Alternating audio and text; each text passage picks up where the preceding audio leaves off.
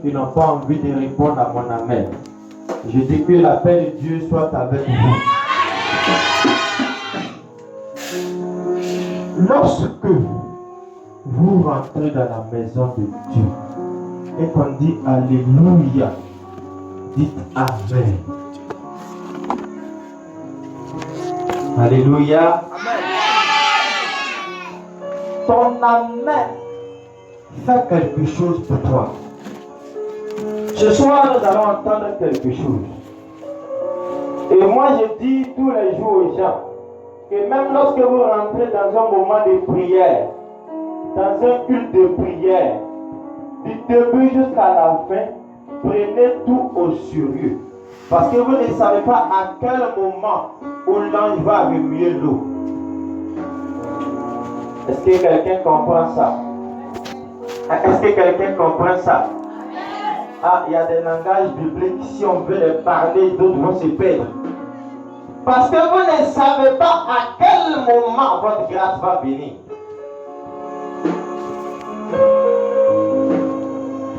Alléluia. Il y a des personnes qui venaient à la prière qu'ils étaient malades. Mais ils ont rendu témoin lorsque je suis rentré dans le temple. Je n'ai plus vu le mal. J'ai déjà entendu ces gens de témoignages. Et j'ai déjà vu ces gens de personnes. Alléluia. Amen. Parce que mon papa prie pour les gens. Amen, amen. Est-ce que quelqu'un peut dire amen? Est-ce que quelqu'un peut dire amen fort? Ce soir, nous voulons parler de la croissance spirituelle. Voici un thème dans la Bible que j'aime. Il parle de la croissance spirituelle. Et j'ai remarqué que moi je n'aime pas, je parle ça, je n'ai pas honte. Et j'étais fatigué beaucoup par les démons. De la sorcellerie et des eaux, des femmes de nuit. Alléluia. Alléluia.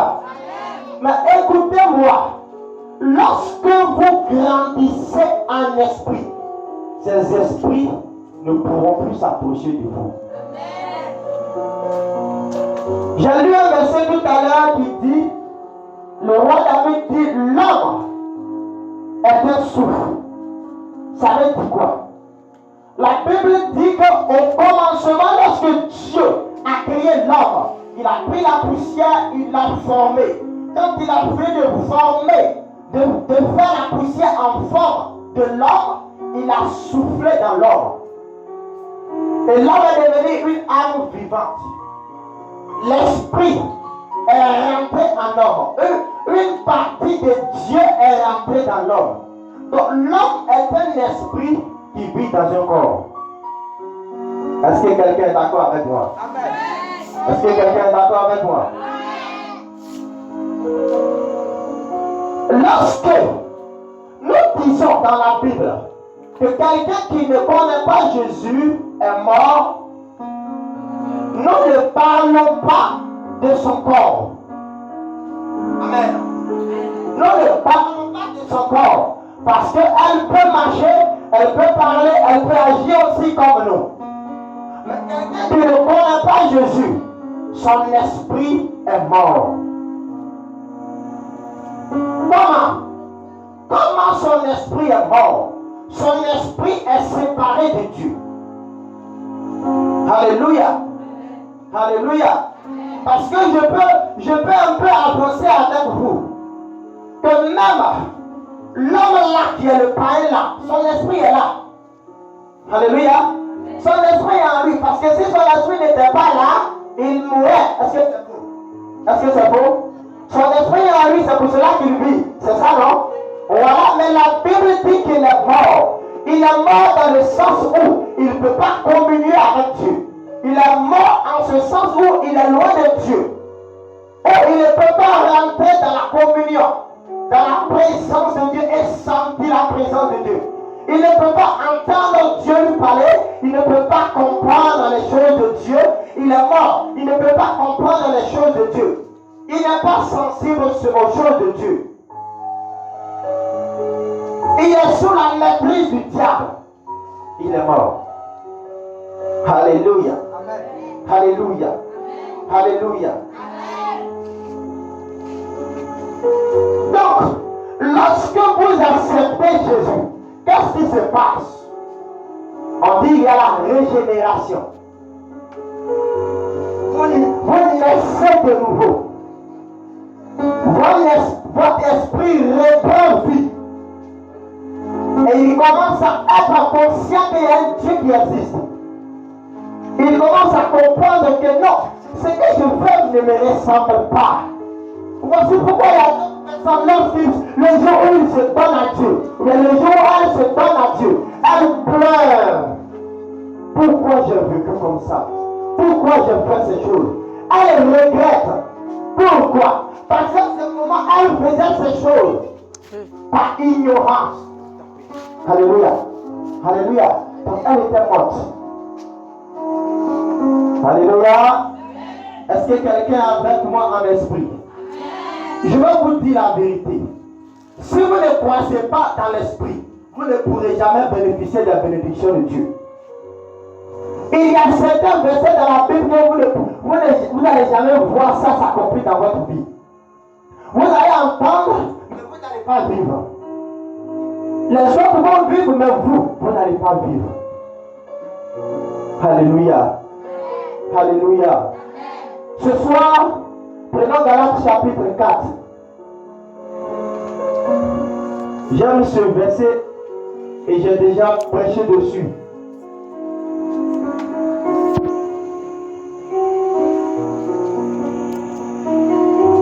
Galates chapitre 4, à partir du verset 1. Nous allons aller un peu rapidement. 4, à partir du verset 1. Oui. Or, aussi longtemps que l'héritier est enfant, je dis qu'il ne diffère en rien d'un esclave, pas qu'il soit le maître de tout. C'est ça. Mais il est sous des tuteurs et des administrateurs jusqu'au temps marqué par le Père. Yes. Nous aussi, de la même manière, lorsque nous étions enfants, nous étions sous l'esclavage des rudiments du monde. Mais lorsque les temps ont été accomplis, Dieu a envoyé son Fils, né d'une femme, né sous la loi, afin qu'il rachète ceux qui étaient sous la loi, afin que nous recevions l'adoption. Amen. On continue un peu encore.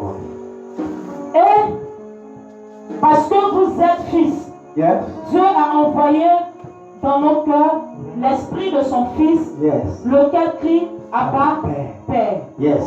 Ainsi, tu n'es plus esclave, mais fils. Et si tu es fils, tu es aussi héritier par la grâce de Dieu. Alléluia. Amen. Qui est guéri à ses enfants? Amen. Asseyez-vous s'il vous plaît.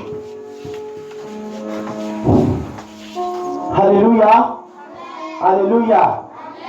La Bible dit, dans ma version, il dit, en d'autres mots, voici ce que je veux dire. Aussi longtemps qu'un héritier est mineur, sa situation ne diffère pas de celle d'un esclave. Si tu demeures bébé dans l'esprit, tu ne pourras jamais profiter des grâces de ton héritage.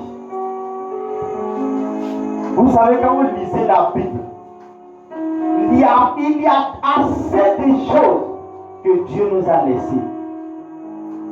Mais peu d'enfants de Dieu bénéficient de ces choses.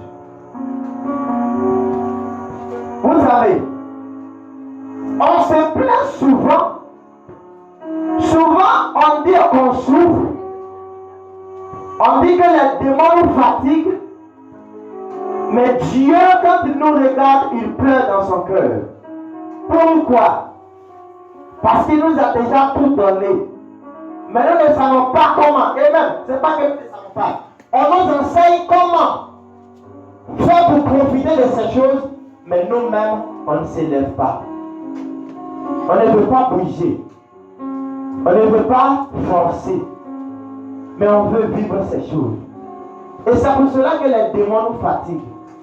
Et c'est pour cela que certaines choses se font dans nos vies. Mon cœur me fait mal. Alléluia. Si seulement quelqu'un pouvait comprendre, des personnes pouvaient comprendre que ils doivent s'élever pour s'asseoir, pour prendre, pour commencer à opérer dans la dimension ou dans la force, dans la capacité, dans l'héritage que le Seigneur les a donné. On n'allait plus se plaindre. Alléluia. Amen. Alléluia. Si vous tous dans l'église, dans cette église, vous commencez à devenir ces gens de personnes, je vous assure, beaucoup de choses vont se passer ici. Alléluia. Alléluia. Il dit quand un bébé est héritier, il est héritier, il doit hériter de l'héritage de son papa, mais il est encore bébé, il est encore enfant. Est-ce qu'il peut profiter de son héritage? Non. Il va rester là, il va grandir jusqu'à ce qu'il ait l'âge afin de pouvoir profiter de ces choses. Et c'est comme cela dans le spirituel. S'il y a naissance dans le spirituel, c'est qu'il y a croissance dans le spirituel. C'est qu'il y a aussi maturité dans le spirituel. C'est qu'il y a même des vieillards dans le spirituel. Alléluia. Il y a des vieillards. Jean pouvait dire, je vous écris les pères. Alléluia. Est-ce que quelqu'un peut acclamer mon Jésus? Parce qu'il y a des pères. Alléluia. Amen. Je vous dis, je vous répète, il y a des pères. Est-ce que quelqu'un peut acclamer Jésus?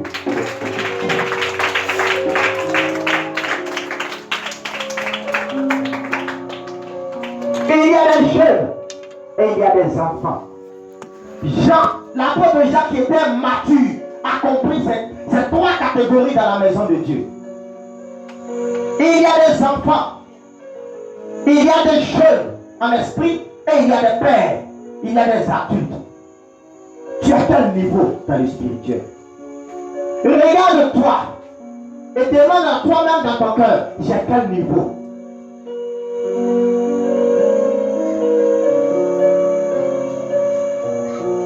Les enfants luttent encore avec le péché. Les enfants luttent encore avec le péché. Oh Dieu, je vais avoir la victoire. Et ils tombent, ils se relèvent, ils tombent, ils se relèvent. Alléluia. C'est les enfants qui pleurent chaque jour. Hé maman, donne-moi un gâteau, donne-moi un bonbon. Les enfants sont distraits. Les enfants sont distraits. Ils ne savent pas être concentrés. Ils sont attirés par tout ce qu'ils voient. Quand ils voient une voiture, pour eux, c'est le monde qu'ils ont reçu. Hey! Alléluia! Amen. Est-ce que je peux parler ce soir? Avance. Je sens que je peux dire des choses qui peuvent choquer. Avance. Alléluia! Amen. Alléluia!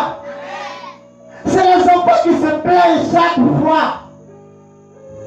Je n'ai pas l'argent. Je n'ai pas le temps.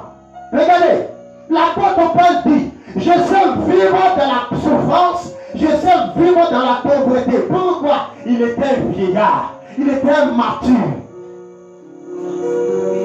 Il dit, les preuves de mon apostolat se sont manifestées au milieu de vous par quoi? Par la patience. Il avait déjà les fruits de l'esprit. Il savait être patient. Il pouvait être même dans la prison. Malgré qu'il a bien été chicoté, blessé, et il se lève la nuit, commence à adorer. Parce que c'est un vieillard. Alléluia. Amen. Alléluia. Amen. Alléluia. Amen. Je veux que cette église soit une église enflammée. Yes. Comment? Parce que toi, maman, jeune garçon, jeune soeur, tout le monde, même les enfants, sont en train de vivre la présence de Dieu comme rien. Sont en train d'être matures dans le caractère et dans l'esprit. Dans la manifestation de l'esprit. Ça veut dire qu'ils ne vont plus pleurer devant les démons. Alléluia. Amen. C'est ça que notre cœur désire. Si vous voyez qu'à chaque fois on vient au prêche, notre but, ce n'est pas seulement de voir, non, c'est de vous voir grandir. Lorsque vous grandissez, on est fier de vous voir. Oui, c'est ça. Alléluia. Amen. Il y a d'autres personnes qui se disent dans leur cœur, bon, c'est les disciples, ceux voilà. Les disciples, eux, voilà. Mais nous, moi je vais à l'église, je fais rien. Donc ça ne le dit pas ce qu'on appelle la croissance spirituelle. Oh mon Dieu. Alléluia. Amen. Aussi longtemps que l'héritier devient bébé, il reste bébé. Il est comme l'esclave. Vous savez, quand on a suivi, il a dit quelque chose. Il a dit c'est de cette même manière que nous étions avant comme esclaves dans le monde, soumis à des choses, soumis à des démons, parce que les démons nous piétinaient. On était esclaves. On ne pouvait pas, jusqu'à ce que Jésus vienne nous libérer. Et c'est la même chose. Même lorsque tu donnes ta vie à Jésus et que tu es encore bébé, tu es toujours comme l'esclave là-bas. Il n'y a pas de différence entre toi et le païen. C'est la vérité. C'est ce que la Bible affirme là. Pourquoi? Parce que de la même manière que le païen peut être tué en sorcellerie, tu peux aussi être tué en sorcellerie. Hein? Est-ce que j'ai dit quelque chose? Alléluia. Lorsque tu es encore faible, si Dieu même par sa grande compassion n'a pas eu pitié de toi, on peut te faire du mal. Alléluia. Alléluia. Grandissons, s'il vous plaît. Grandissons. Avançons. Ne regardons pas seulement papa. Ne regardons pas seulement les disciples. Ne regardons pas. Vous aussi, vous devez grandir. Vous devez monter. Vous devez croître dans l'esprit.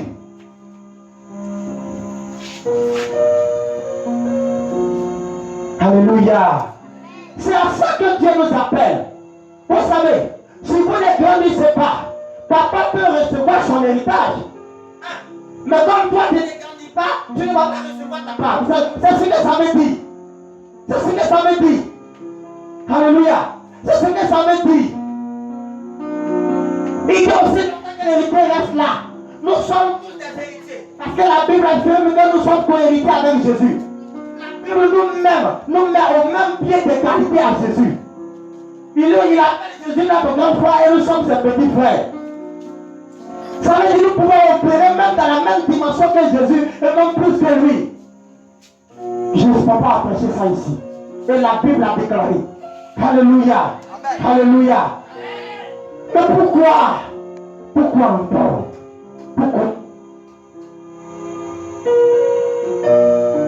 Pourquoi encore?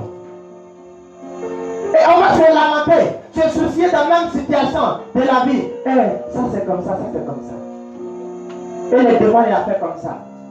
Il y a quand j'ai dormi, ils m'ont poursuivi. Toi tous les jours, tu disais, toi on va te poursuivre. Tu ne vas jamais grandir. Ils vont toujours te poursuivre. Quelque chose qui révèle que tu es faible en esprit, c'est quand on te poursuit. C'est quand tu n'arrives pas à te maîtriser même dans les sons. C'est quand on te fait la nourriture comme ça, tu ne te même pas refuser, tu commences parce que tu es comme un boulet, tu ne peux pas te maîtriser.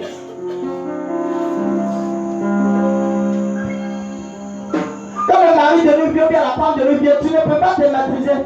Tu ne peux pas lui dire dans le nom de Jésus-Christ. Donc on même n'arrive pas à commencer le nom de Jésus dans les songes.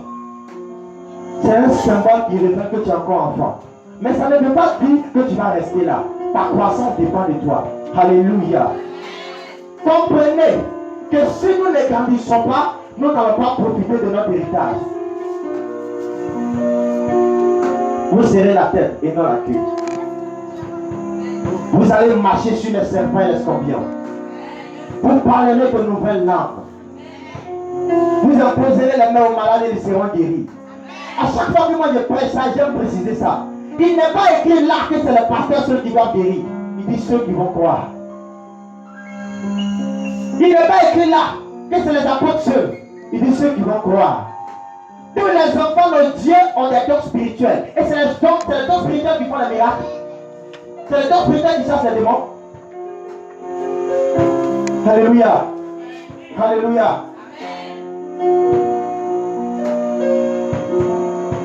On peut entendre que Marc est parti au village. Et à quelqu'un, le démon était sur lui. Et elle a chassé le démon. On sera content. On va la bénir.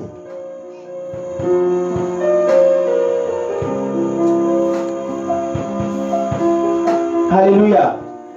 Vous voyez, je vais vous montrer un exemple.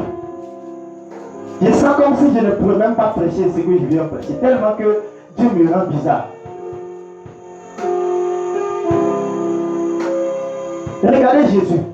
Quand il est venu, il a fait quoi? Il a formé des disciples. Quand il est parti, ses disciples ont continué le travail. Et si on vient prêcher ici, on ne veut pas prêcher, on ne veut pas être là tous les jours, c'est nous on va vous guérir, c'est nous on va chasser vos démons. C'est pas ça. On veut que vous aussi, quand on va partir là-bas,